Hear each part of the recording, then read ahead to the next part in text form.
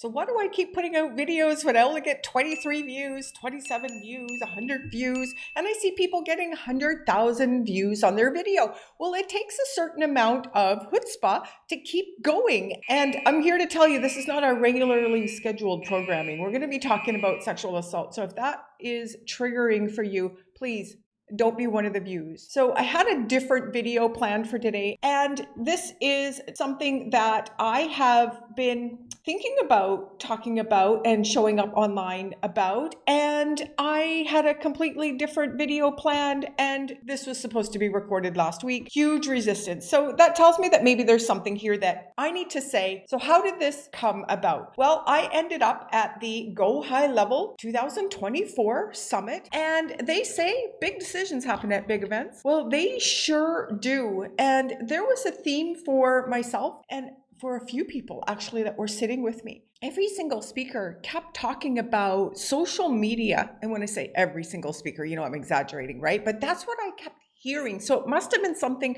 I needed to hear. Okay, social media, become more visible, become more authentic, more real, share more of your story. And I thought, yeah, okay, I've got a really great story around why it is I do what I do, showing up every week to get 23 views. I'm not here for the views, folks. I'm here because I want to impact my own life and the life of people that I'm here to serve. And it became evident that when you're sitting there in a big event, wanting to grow for the next year, when this theme kept coming up, I was like, maybe it's something I need to pay attention to. And then it just kept happening again and again and again. But here's the other thing that was really interesting. I'm not big online, probably because I don't share a lot about what I do personally. I don't, that's why we're going to keep doing this, but we do really well here in the sense that I make more than enough money to live on the beach in Mexico where we are, like walk down the beach every day and just not be bothered with all of this. Do you know what I'm saying? Working less than 3 days a week. We're fantastic, but I don't talk about it. I'm here and talking about how to help you. And as a result, maybe that's one of the reasons why these videos don't go anywhere. And I'm not 100% sure I'm going to be one of those people that's going to flash all the stuff and flash the testimonials. We just screenshot them and put them in a folder. Maybe we'll put them on a sales page eventually, right? But we don't run funnels because we don't need to at the moment. But as we grow into this new season, 2025, understanding where the marketplace is at is also really important for us. So it is a different place. Can I get an amen? 2023 started to get really challenging out there. 2024, everybody is like, what in the hell is going on? I cannot get anywhere near the money I made last year. We didn't grow a lot either. And I thought, okay, if what they're saying is correct, they're making a lot more money than me. Can we get another amen? So we are going to pay attention. So this video I've been sitting on, and there will be some really great worksheets for you at the end to help you maybe get through some of the things that I have understood about myself and why I show up online and how I'm going to continue to elevate. I think it's an E word, elevate myself in the videos around the true nature of who I really am and what I really stand for. That's what's been hidden. That's what's been underground. I can do a video. I think one of my most recent ones was how to make $250,000 working 3 days a week. I think that's really, really important. But I think this may be even more important. So we'll see. Let's give it a whirl. What am I talking about? When you're only getting 23 views and business didn't increase like it did last year, but having enough money to not have the wolf at the door kind of pressure to make money, there's something that needs to be bigger out front. I have that, but I don't talk about it. So let's do that. But I want to first tell my mom's story. So my mother was born in 1939. Can you imagine what it must have been like to be born as a woman in 1939? She married in 1959. So she was 20 years old.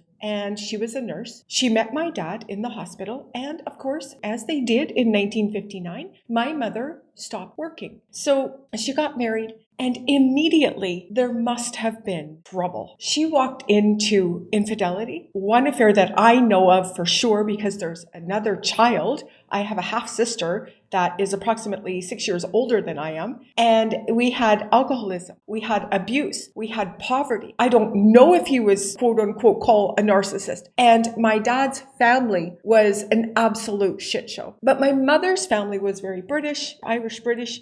So very prim and proper. We had china and the proper silverware. And then on this side, we didn't have power. We were struggling with people driving drunk, me having to pull them out of ditches at 15. So there was a lot going on. And the big thing around here that I've said that I haven't said on these videos is this: great things happen when women have money. Now, I said it a couple of times and I got a little bit of pushback from men. So this is one reason why I haven't come out as strong as I have with my story, because I don't want to have to deal. I didn't want to have to deal with that pushback. I wasn't firm enough in it already. So just because I say I love dogs doesn't mean I hate cats. So both things can be true at the same time, but my voice is going to be stronger around this concept of great things happen when women have money. Why? Because I believe that with money comes choices. On Friday night, there was someone at the conference with me who was exactly where I was 2 years ago and didn't have the extra money on the credit card to take an Uber home. So I was going to walk through downtown Dallas, over through and under this sketchy bridge area, over to the hotel, and I was scared to death. I sat, mustering up the courage. I had no other choice in my head. I had no other choice. I didn't have the money. Thankfully, a woman said something. I don't know where she came from, but she said she'd get me an Uber. She didn't ask me if I had the money to get my own. She must have been wise enough. And somehow, when it happened to this other lady at the event, I instinctively knew what she was going through and what to do. So, of course, I waited with her and got her a car and made sure that she messaged me when she got back. How many women do you know? How many Dateline episodes have you seen where a woman has said, I was in it for the money. I was getting older. I have an illness. I had 3 children. It is a very common thread for women to get into situations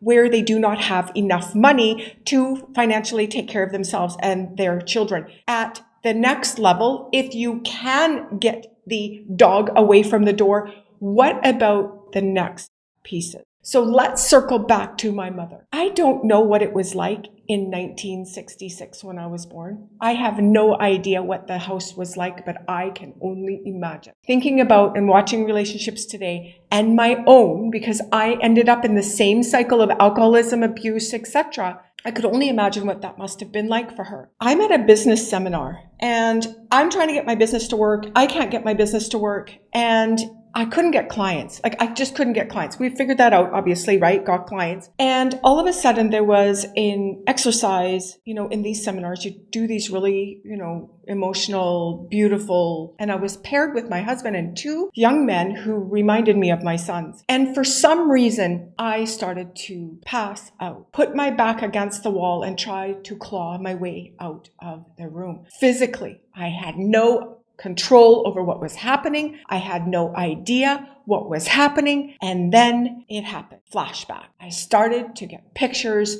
in my mind of things I had no idea what they were. Later, when working through some of it, the lady said to me, I bet you've seen these pictures before in your mind, but you didn't know what they were. And that was true. What I ended up understanding was that I was raped as a child. I think it was from 5 years old and up. I've got very fragmented memories. I did do hypnotherapy, and the person that was the offender, I can see them from the back, and it looks like my dad or my dad's brothers. They all had that same slick back black haircut. And when I then got myself to turn and look up, like from the perspective of the person, they were wearing a pig mask.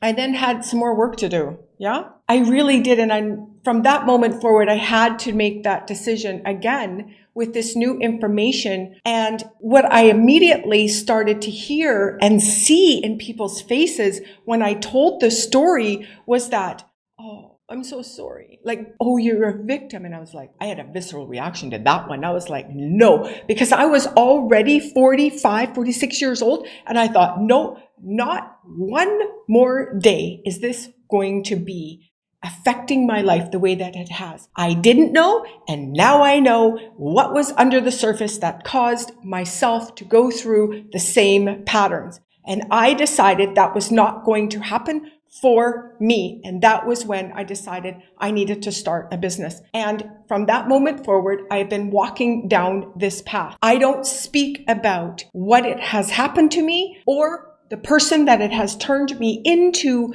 for you to understand and maybe take this as an example of what it is that may have happened for you and how can we turn it into something that matters for the world. So you see me, a lot of people see me as a very courageous, confident person, but please know that that's the background. Not everyone looking, I put a little makeup on my little bump on my nose. It gets a little red, right? I got a hat on because some of my hair is falling out. I do my best to look great on the internet. So my mother, let's circle back to her beautiful soul. I can only imagine what was happening if you're watching the Menendez brothers story. Very similar. Not to that degree, but when Jose called home to his mother and she denied everything that happened, I made that same call. When I was confused about what was going on, I was going through the hypnotherapy, I was going through the therapy with other women that this had happened to, that had memories come up.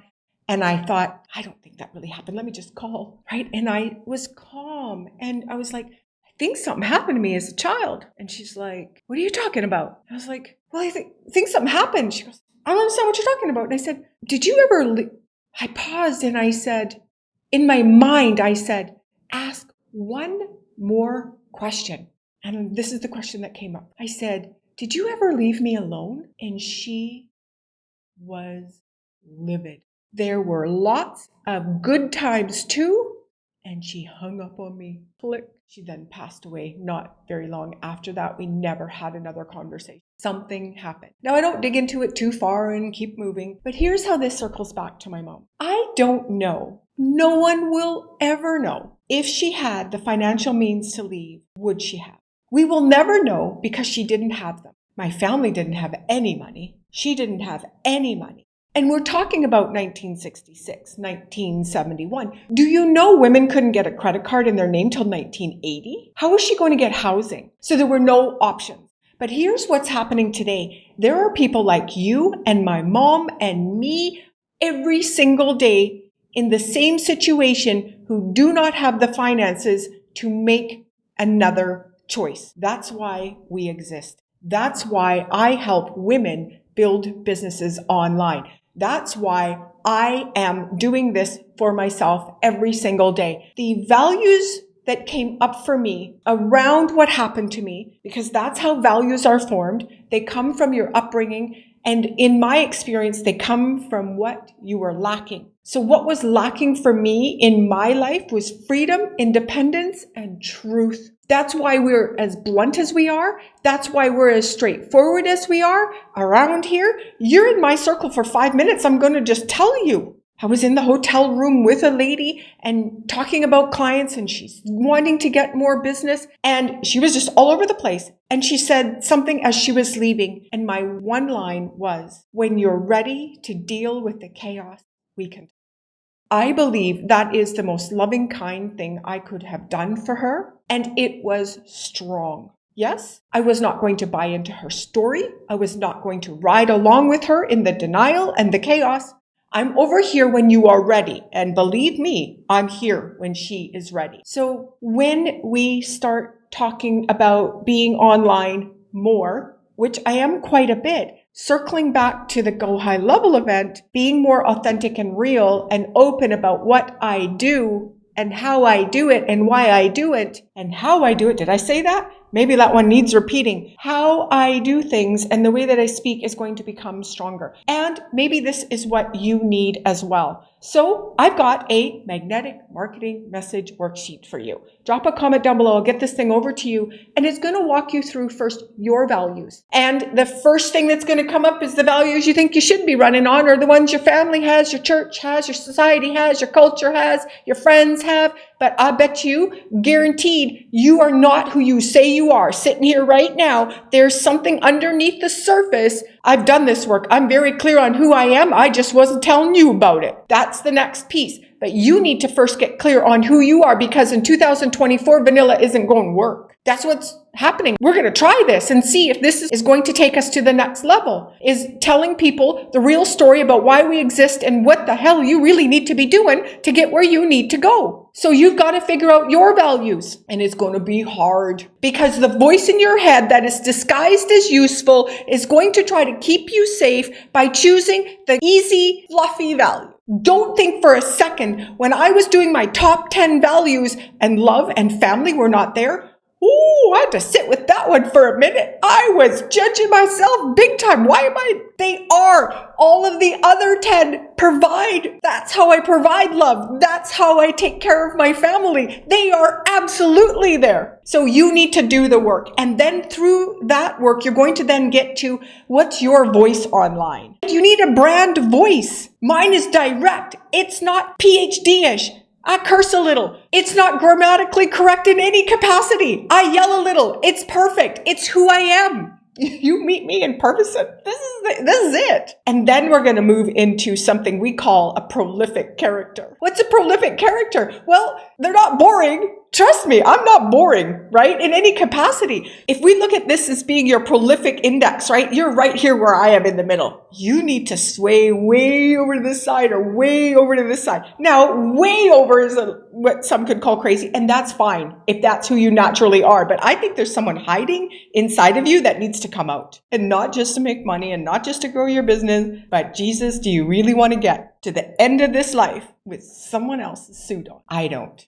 So then we're going to work through what is that prolific character. Here's how I define it. When you go on TV, right, the TV reporter people, they're wearing just a little bit more makeup because it's really challenging on the camera to show up, right, without it being just a little bit more defined. So that's what a prolific character, I think, does, is it's you, once you figure out the real you and how you want to do this business, and then you've got to emphasize it, make it bigger, put lipstick on yourself and make it just a little brighter, shine a little bit brighter. And then the next piece of this prolific index is you got to have something to say. I've got a lot of opinions about a lot of things. One funnel away. No, you're not. Funnels have done you dirty. I need a website. No, you don't. Oh my God. I'm going to make money so I can give it away. Oh, hell no. You're going to keep it for yourself. What are you doing? Your value doesn't come in giving money away. So I've got dozens of those. What is yours? What is it you stand for in the marketplace? If you're a service-based business owner, freelancer, digital marketer,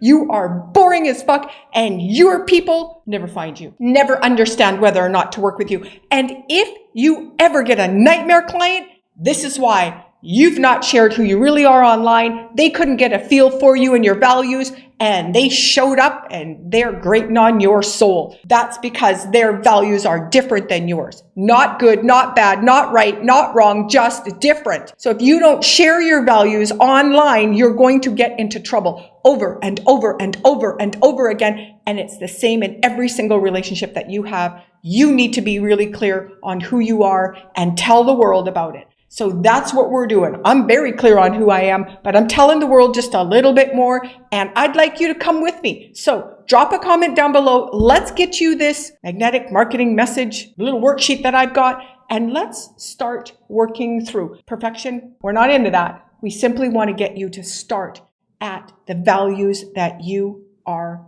naturally and remove the word should from the rest of your life, because you shouldn't do it and they shouldn't. Everyone's fine. Live by your values and keep watching these videos. We're going to get into some more things, because that story of my mother and how I grew up is the foundation for everything we do around. See you soon.